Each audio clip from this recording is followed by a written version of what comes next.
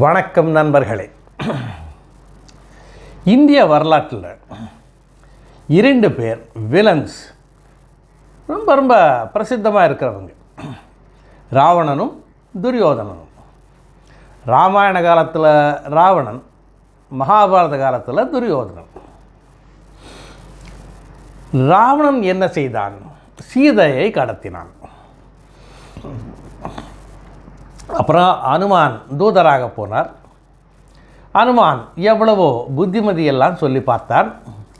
ராவணன் கேட்கவில்லை. அவருடைய தம்பி விபீஷணன் சொல்லி பார்த்தான். அப்பவும் ராவணன் கேட்கவில்லை. எத்தனையோ பேர் சொல்லி பார்த்தாங்க, ராவணன் கேட்கவில்லை. அதற்கு பிறகு ராமாயண யுத்தத்தில் ராவணன் கிட்டத்தட்ட எல்லா ராட்சசர்களும், இவருடைய தம்பிமார்களும் எக்ஸப்ட் விபீஷணன் எல்லாருமே மடிந்தார்கள். ராமாயண காலத்திலிருந்து மகாபாரத காலத்துக்கு வருவோம். மகாபாரத காலத்தில் துரியோதனன் அவன் என்ன பண்ணான்? ஒரு மோசமான மாயா சூதாட்டம் நடத்தினான். அதில் யுதிஷ்டர் தர்மராஜாவை தோற்கடித்தான். தோற்கடித்து அவரை காட்டுக்கு அனுப்பினான். 14 வருஷம் சம்திங் லைக் தட் காட்டுக்கு அனுப்பினான். அதற்கு பிறகு ஸ்ரீகிருஷ்ணன் தூது வந்தார். தூது வந்து துரியோதனுக்கு எவ்வளவோ புத்திமதி சொல்லி பார்த்தார். ஆனால் துரியோதனன் கேட்க மறுத்தான். ஒரு ஊசி முனை அளவிற்கு கூட நான் பூமியை யுதிஷ்டனுக்கு பாண்டவர்களுக்கு தரமாட்டேன் என்று மறுத்துவிட்டான். அதற்கு பிறகு மகாபாரத யுத்தம் நடந்தது. அதில் துரியோதனனும் அவனுடைய தம்பிமார்கள் 100 பேர் எல்லாருமே, மொத்தம் 100 பேர் எல்லாருமே மடிந்தார்கள். அவர்களோடு சேர்ந்து அவருக்கு துணையாக வந்த ராஜாக்கள், அவர்களுடைய சைன்யம் எல்லாருமே மடிந்தார்கள். அது மட்டும் இல்லாமல் பீஷ்மர், துரோணர், கர்ணர் அவர்களும் மடிந்தார்கள். பீஷ்மர், துரோணர் ஏன் மடிந்தார்கள்? ஏனென்றால் துரியோதனன் திரௌபதியை சபையிலேயே அவமானப்படுத்தின போது இவர்கள் பேசியிருக்கலாம், இது பண்ணாதே என்று சொல்லியிருக்கலாம். ஆனால் சொல்லவில்லை. பீஷ்மரும் சொல்லவில்லை, துரோணரும் சொல்லவில்லை. கர்ணன் இன்னொரு படி மேலே போனான். துரியோதனுக்கு சப்போர்ட் செய்தான். நீ செய்கிறது தவறு இல்லை, நீ நல்லதான் செய்கிற அப்படிங்கிற மாதிரி திரௌபதியை அவமானப்படுத்தணும்னு 2 பேருமே பண்ணாங்க. அதனால்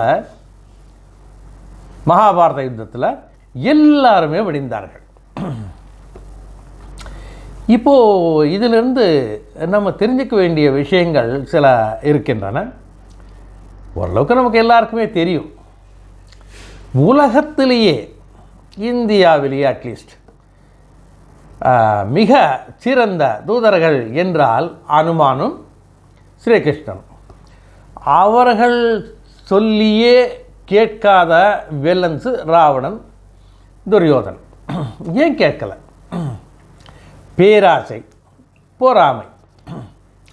இந்த பேராசை, பொறாமை என்ற 2 குணங்கள் நமக்குள்ளே சேர்ந்து விட்டால் போதும், நம்முடைய அழிவு நிச்சயம்.